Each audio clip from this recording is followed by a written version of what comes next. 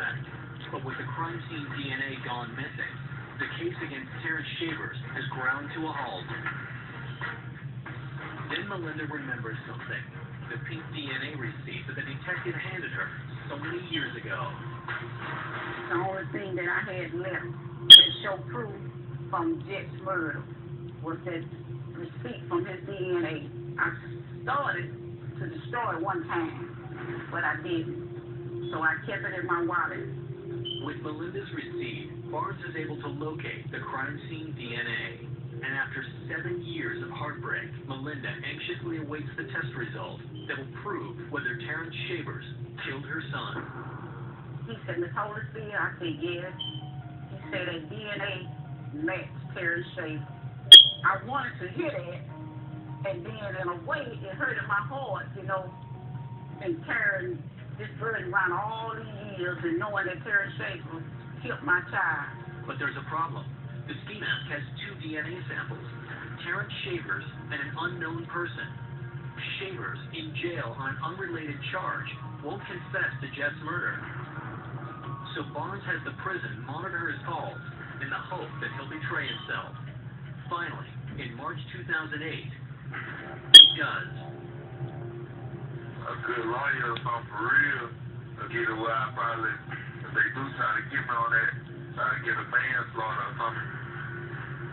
By saying he hopes a lawyer will help him get a reduced manslaughter sentence, Shavers unknowingly admits his guilt. On May 22nd, Terrence Shavers is indicted and arraigned in Mobile Superior Court and pleads not guilty.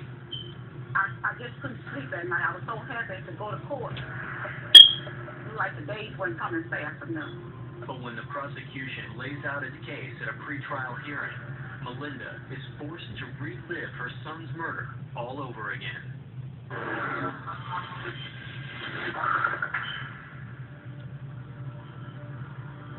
Jettis and his cousin were at a gas station. Horatio Holyfield went into the service station to pay for the gas. Jettis Holyfield remained and pumped the gas into the vehicle. Shavers stopped to put a mask on, pedaled his bike towards the gas station. Terrence Shavers started shooting. Jettis stopped pumping gas, looked around, and tried to run from the shooter. Didn't make it very far. When a bullet hit him in the back of the head, he died as a result of that. Every time I prayed and I asked the Lord, I said, Lord, why did he kill my child? I don't want no other mother or parent to go through what I went through. And while the prosecution is still not positive about the motive, they do have a theory. One of the rumors was that Jettis Holyfield's car had been used by individuals to wound a person in Pritchard, and Terrence Shavers, in retaliation for that shooting, shot who he believed had been the driver of the vehicle, Jettis Holyfield, when in fact, if it did occur, it wasn't Jettis at all. If the theory is right, Jet's death was the most tragic of mix-ups, a simple case of mistaken identity. Still, the prosecution knows their case is vulnerable. Number one, the eyewitness was Bone Man. This is an admitted drug addict, and the other problem was the DNA evidence that they had. Mr. Shavers' DNA was not the only DNA in the mask. But Shavers' attorney wants to make a deal. The killer will admit to manslaughter and serve a 20-year sentence. 3 in prison, 17 on parole. The prosecutor takes the killer's offer to Melinda, and she gives her blessing. I didn't ask the Lord to give Terrence Shavers 20 years in prison, 30 years. I asked the Lord, show me a person that killed my child. On August 22nd, 2008, Melinda hears her son's killer speak for the first time. The judge read to Terry and said, did you shoot Jettis Holyfield in the back of his head? He said yes. I was glad to hear him admit that he killed Jet.